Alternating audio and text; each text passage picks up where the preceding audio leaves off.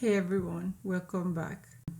If you're studying for your PMHNP boards and pharmacology is starting to feel like one giant pile of medications, side effects, black box warning, and random facts that refuse to stick, this video is for you. Because the truth is, most people study pharmacology the wrong way. They try to memorize every medication one by one, but that is not how the boards usually test you. The boards want to know if you can recognize patterns. They want to know if you can understand side effects. They want to know if you can identify danger. They want to know if you can choose the safest and most appropriate next step. So in this video, I am going to walk you through 10 high-yield pharmacology questions you absolutely need to know for your PMHNP boards. And more importantly, I want you to pay attention to the reasoning, because if you understand the reasoning, you will stop guessing and start answering questions like a clinician. So let's get into it.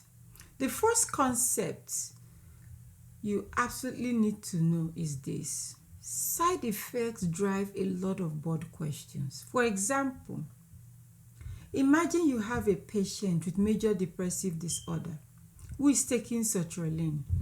Their mood is improving, they are less depressed, they are functioning better, but now they tell you they have sexual dysfunction.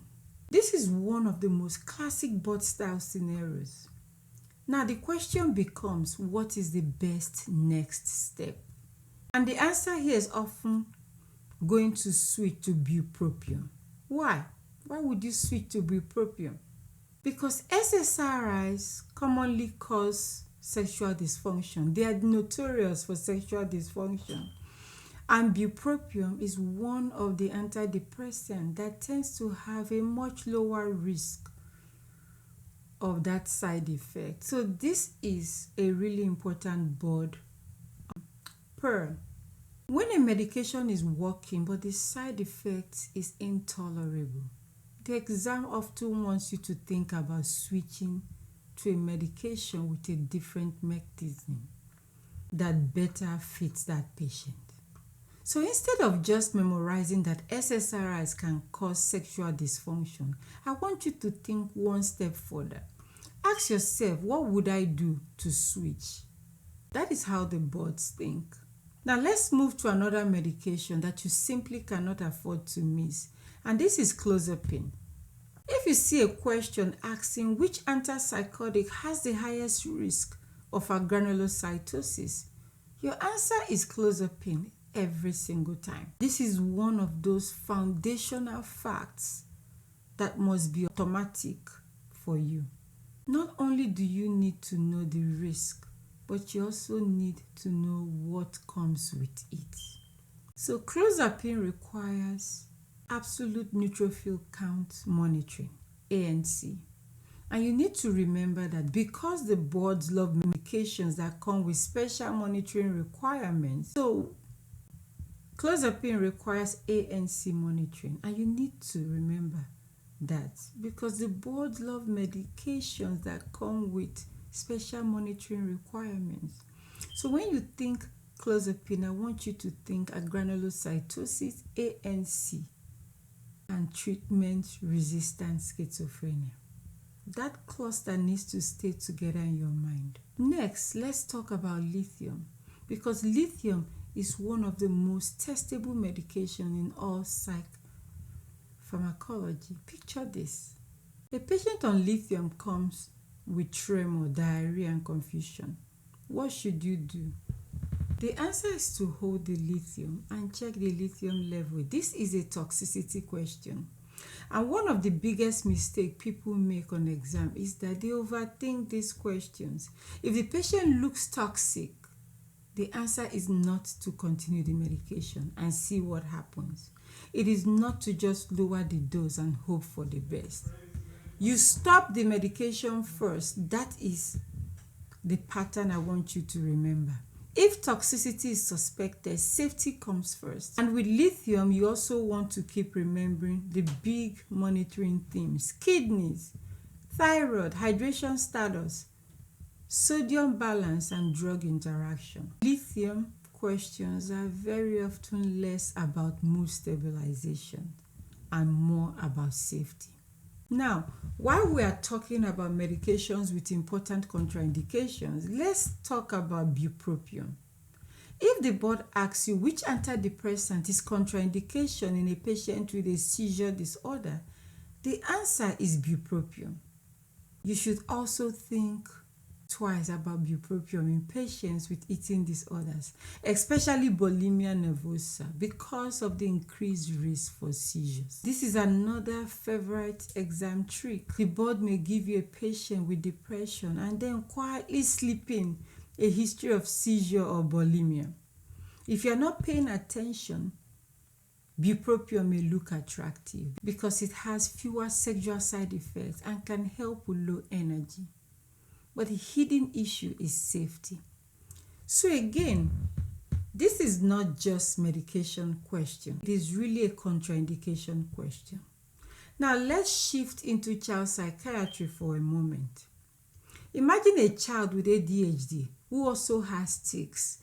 What is the best medication choice? A very high yield answer here is guanfacine. This is important because when ADHD is complicated by tics, the exam may push you towards an alpha-2 agonist. Guanfacine and clonidine are medications you want to keep in mind for those kinds of scenarios. This is one of those places where understanding comorbidity really matters. The board is not just always asking what treats ADHD. Sometimes it is really asking what treats ADHD while also respecting the patient's other conditions. That is a different question and it requires more nuanced thinking. Now let's go to a classic food and drug interaction. A patient is taking MAOI and then develops a severe headache after eating HGs. What is happening? This is thiamine-induced hypertensive crisis. This is one of the oldest psych pharmacology questions, and it still shows up because it is such a classic safety concept. So when you see MAOI, I want you to immediately think diet restrictions, thiamine, hypertensive crisis. That needs to be a reflex for you. HGs, cured meats, wine, fermented foods, certain draft beers, all of that should point you in the same direction. And again, notice the pattern. The boards love asking about safety warnings, interactions, and adverse reactions that can become emergencies. Speaking of adverse effects, let's talk about antipsychotics and metabolic risk. If you are asked which antipsychotic has the highest risk for weight gain and metabolic issues, one of the classic answers should be olanzapine. Olanzapine is highly testable because it is effective, but it comes with a significant metabolic burden. So if you see a patient with obesity, diabetes risk, dyslipidemia, or concern about weight gain, olanzapine should make you pause. This is the kind of thing you really want to know for boards because sometimes the correct answer is not about which medication works. It is about which medication is least appropriate for that specific patient profile. And that is a big shift in mindset. Now let's move into mood disorders. If the question asks for a classic treatment for acute mania, lithium is one of the big answers you need to know. Yes, atypical antipsychotics are also commonly used, but lithium remains a foundational board level answer. What I especially want you to remember here is this. If the patient is manic, antidepressant monotherapy is not the answer. This is another trap the exam loves. A manic patient may represent with irritability, poor sleep, impulsivity, or agitation. And if you miss the bipolar picture, you might start thinking about depression or anxiety treatment. But once mania is on the table, your whole framework has to change. Now let's talk about a true emergency. A patient is started on haloperidol and then develops fever, severe muscle rigidity, and autonomic instability. That is neuroleptic malignant syndrome or NMS. This is one of the most important adverse reactions in psychiatry. And the reason students get tripped up is because they confuse it with serotonin syndrome. So here is a distinction I want you to remember. NMS tends to be associated with antipsychotics, slower onset, and severe rigidity, the classic lead pipe rigidity. Serotonin syndrome is more likely to give you hyperreflexia, clonus, and increased neuromuscular activity. If you can separate those two clearly, you will pick up easy points on the exam. Finally, let's talk about pregnancy and mood stabilizers, because this is another very testable area. If the exam asks for the relatively safest mood stabilizer option in pregnancy, one of the most common board answers is lamotrigine.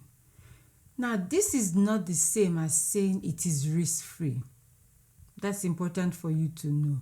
But compared with medications like valproate, which is strongly associated with neurotube defects, lamotrigine is generally considered a much more favorable option. So on the exam, if you are comparing mood stabilizers in the context of pregnancy, lamotrigine often rises to the top as the best available choice.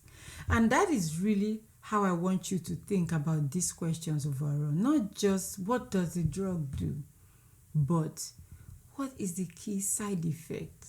What is the dangerous interaction associated with the drug? What lab do I need to monitor? What comorbidity changes the answer? What population makes one option safer than the other? Because once you start thinking that way, pharmacology becomes a lot less random. It starts to organize itself. And that is exactly how you want to study for boards. So let's quickly pull this all together. When you think sertraline, remember sexual dysfunction. When you think bupropion, remember low sexual side effects burden, but also remember seizure risk. When you think clozapine, remember agranulocytosis and ANC monitoring. When you think lithium, remember toxicity, kidneys, thyroid, and narrow therapeutic index. When you think guanfacine, remember ADHD with tics. When you think MAOIs, remember tyramine and hypertensive crisis. When you think olanzapine, remember metabolic syndrome. When you think acute mania, remember mood stabilizers and antipsychotics, not antidepressant monotherapy. When you think haloperidol plus fever and rigidity, think NMS. When you think pregnancy plus bipolar disorder, think carefully about safer options like lamotrigine. If you can hold on to those big patterns, you are going to be much stronger in pharmacology. And honestly, that is what helps people pass. Not memorizing every tiny detail in isolation, but recognizing the patterns that show up again and again. If this was helpful, make sure to subscribe and follow, because I break down PMHNP concepts in a way that is practical, high yield, and actually makes sense. And if you are serious about passing your boards, keep studying with strategy and not panic. I'll see you in the next video.